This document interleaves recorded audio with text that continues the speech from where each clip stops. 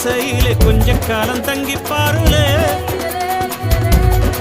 கூரையின் ஓட்டை வீரி செல்வடி நட்சத்திரம் எண்டி பாருளே கூவும் செல்போனின் நச்சரிப்பை அணைத்து கொஞ்சம் செல்வண்ணின் உச்சரிப்பை கேப்போ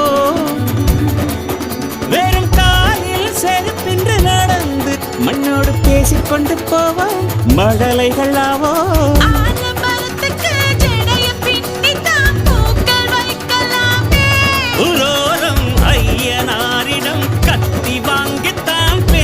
சீவலாமே